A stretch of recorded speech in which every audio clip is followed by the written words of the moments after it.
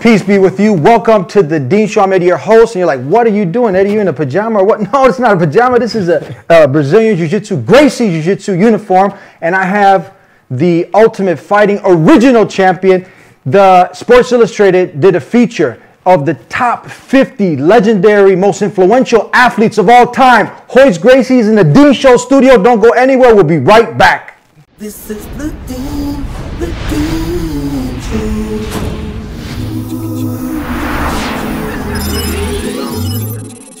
This is the Deen Show. This is the Deen Show. This is the Deen Show. This is the Deen Show. This is the Deen Show.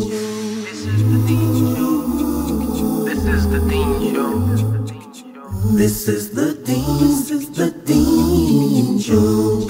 This is the Deen Show. Royce Gracie, how are you, my friend? Life is good in my world. That's good. Thank God. Thank God. I'm really excited that you're on the show. Royce Gracie, legendary UFC champion. You know, the Deen Show is viewed internationally all over the globe, thank God. And we're blessed that, you know, we have you here in the Deen Show studio. And I wanted to talk to you a little bit. I've been training Gracie Jiu-Jitsu for a long time. You're one of my original teachers.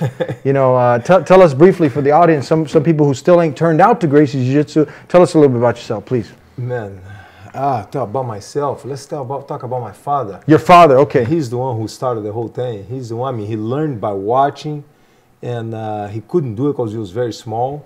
My uncles learned the art of Jiu-Jitsu from the Japanese, and one day my uncle was late for a class. My father stepped in, told the student that he would run the self-defense program, and taught the student a class. From that day on, the student wants to take class with my father. That's when my uncles said, man, what are you doing? What did you do? When he was watching, he didn't create a new style, a new martial art. He just added leverage to the moves. Mm-hmm. So a smaller person could defend himself against somebody bigger and stronger. Mm-hmm. Let's go through some of these fights. People are seeing this big guy. I believe his name is Chemo, right? And again, we're talking to some people, many people who don't know about Gracie Jiu-Jitsu. They still think that, look, man, nobody's taking me to the ground. So now you're on the ground right here. And people are thinking, okay, you got this 250+ pound guy, muscle, pure muscle. What are you about?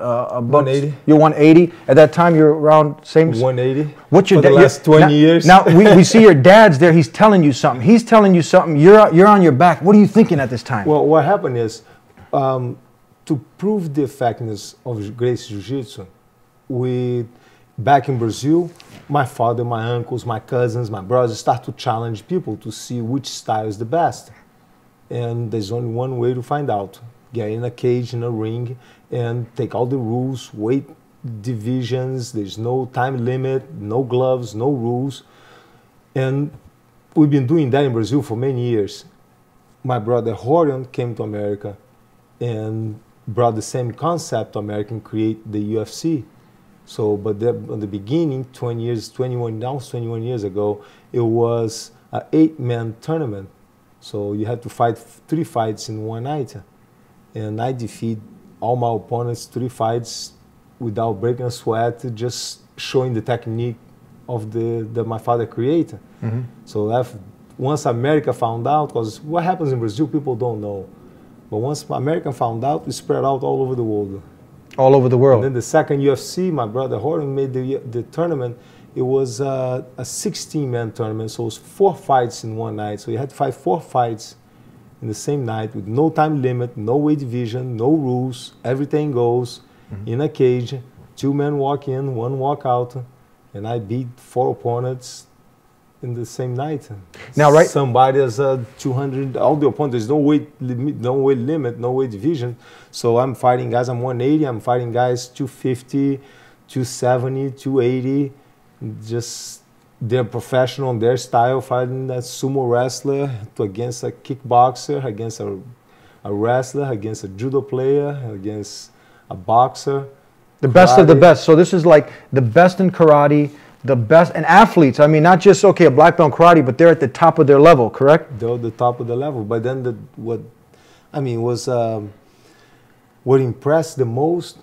It was that I was the smallest person, beating the guys who were not just bigger, but beating them without having to smash their face, submitting them with a technique, with a choke, with the arm lock, and they will quit and like get out clean face without having to be smashed up. And so it's not a violent art, it's a self-defense art. As gentle as possible. Yes. Right?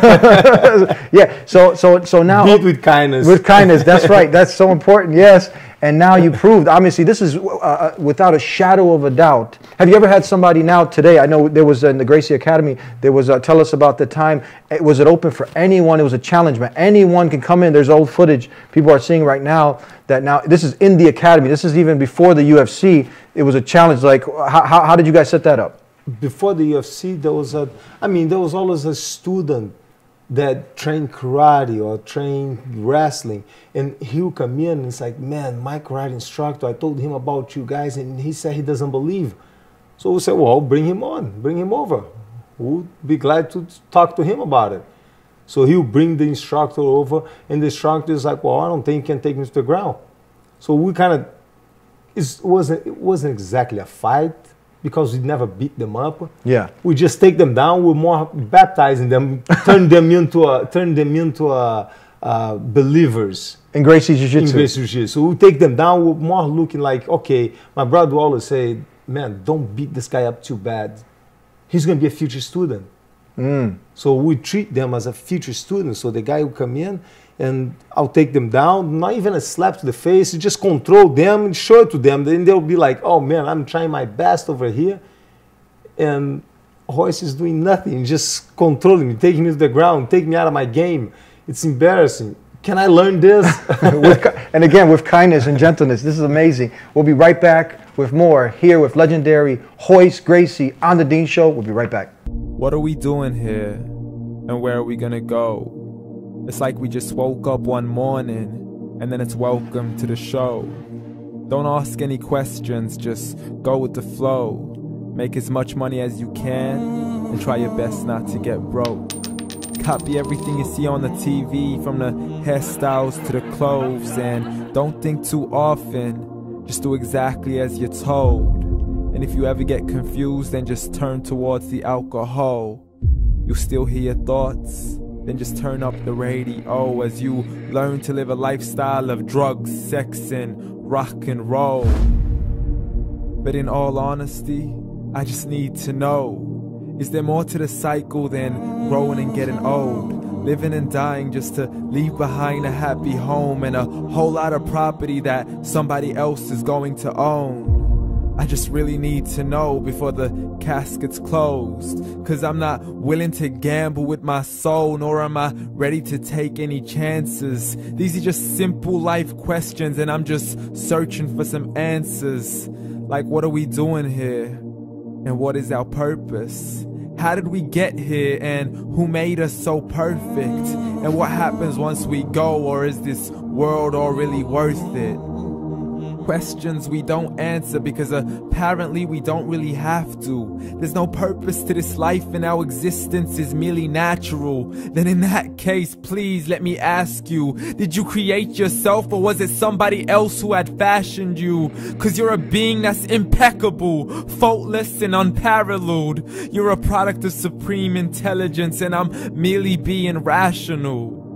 For there isn't a camera on this earth that can come close to the human eye, nor a computer that can compete alongside the human mind. And if the whole world was to come together, we wouldn't be able to create a single fly. So many signs, yet we still deny. As science tries to justify that all this could come from none, when it's a simple sum. 0 plus 0 plus 0 cannot possibly ever give you 1. So from where did all this order come? For everything has its origins, a maker, a creator of its own. I mean, the only reason you're watching this video is because somebody had to press upload. So we can believe in the Big Bang, but I'd rather believe in He who caused it to explode.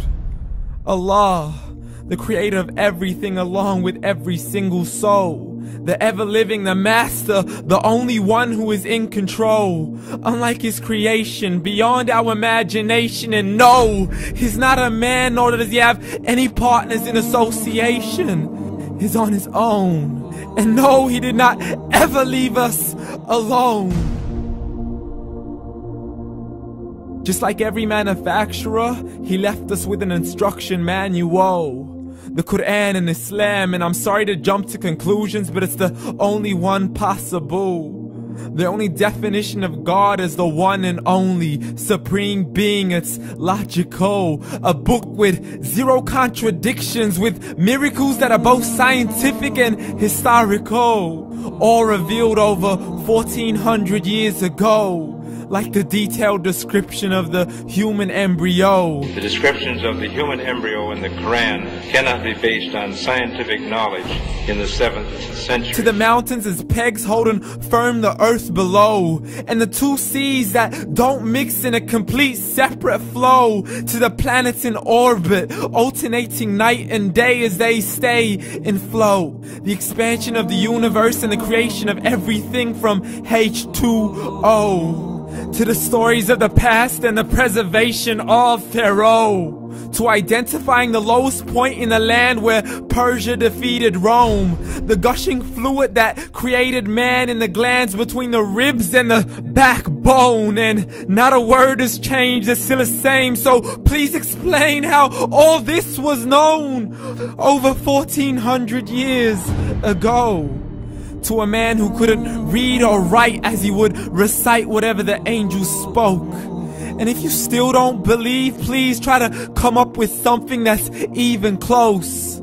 But you can't, so we took God as a mockery and his messengers as a joke. Muhammad could not read or write. How somebody who can't read or write gonna start a religion? Dismissed his scriptures as legends and tales of the ancient folk as we live life according to our whims, desires, and hopes. Saying this life is the only home we will ever know. We will live then die, then simply turn to bones. YOLO! Correction, after the grass dies, the rain arrives and it regrows. And Allah promises to do the same thing to your very soul and bring you back from your very fingertips to your toes. As the all-seeing supreme being watches us so close, and we are surely being tested in our wealth, our health, and our self, and everything that we've been blessed with. So believe, for we will surely be resurrected and be brought back to our Lord and account for every single deed as he hands us our books and orders us to read. From the bad to the good and everything in between. You yourself are sufficient for your own accountability, so don't be mad at me. You are the one who thought he wouldn't come back to me. I gave you a whole life long to search after me, but you were busy in all that which was temporary. So read, and glad tidings to all those who believed. And if you disbelieve, read. And don't let that day be the first day you find out what your life really means. Read. Back here on the Deen Show with the original champion. No time limits. At that time, now you have weight divisions and people are cross-training, but this is strictly Gracie, Brazilian Jiu-Jitsu against the best in any other martial art. What were the rules? There was no rules. No rules. Everything goes. It was pretty much a men's agreement, no biting and no eye gouging. But if they did it, there was no punishment. Oh, okay. So that was like, okay, we're not going to do that. But if you choose to go to that low level, yeah, that's on you. Okay, but that was like a men's agreement. Like the UFC one, my final match after my third match, final that day, that night, it was Geraldo Gordon. I took him down. He took a bite of my ear. Ooh, he did a Mike Tyson on you? Bite my ear, pull it off. I whispered in his ear. I was like, man, you cheating. He just gave me a look like, so what?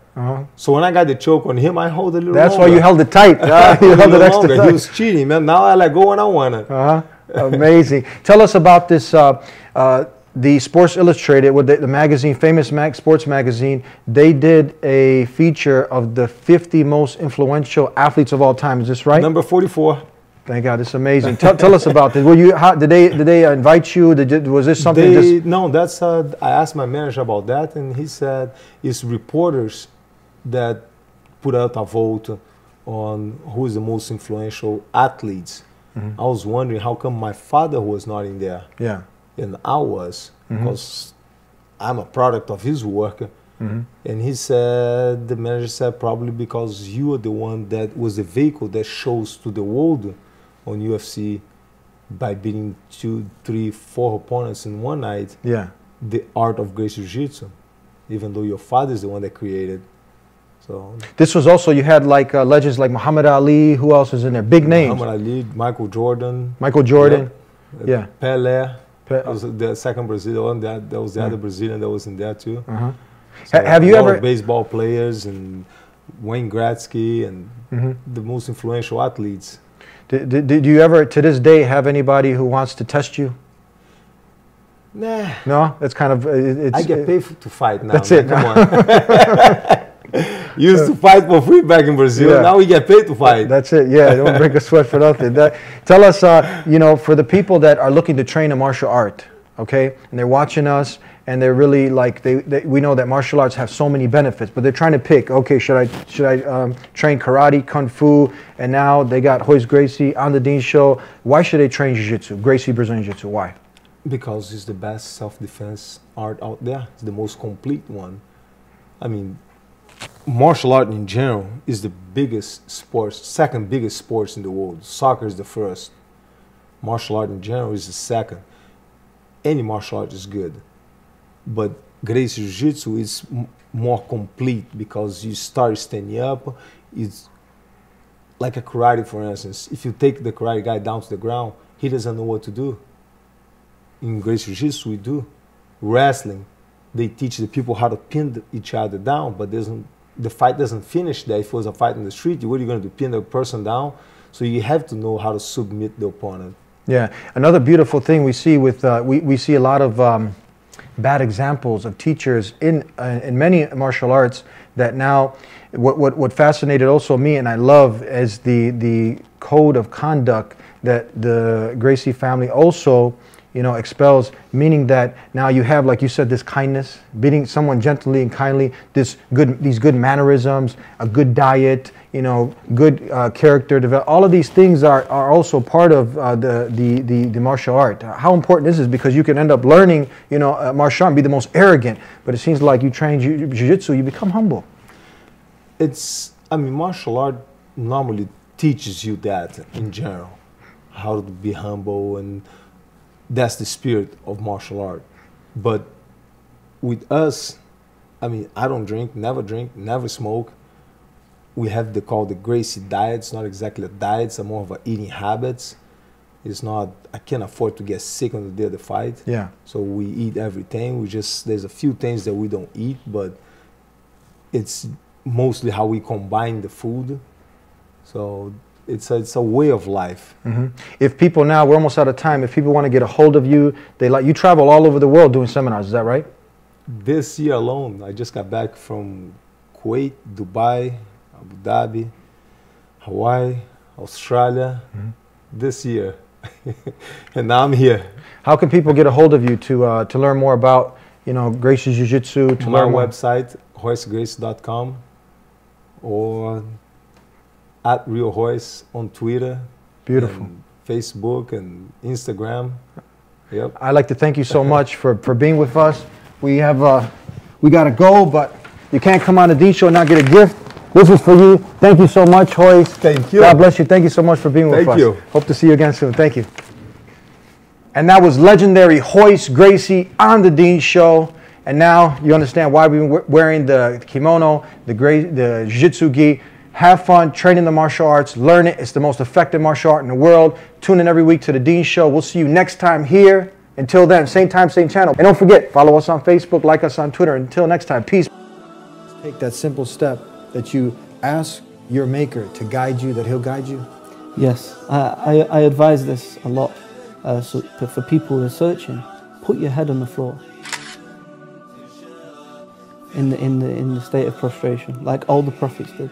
and ask the creator of the universe to show you the way, to guide you to the straight path. And someone who sincerely asks for guidance, subhanAllah, they'll find it in Islam. That's it.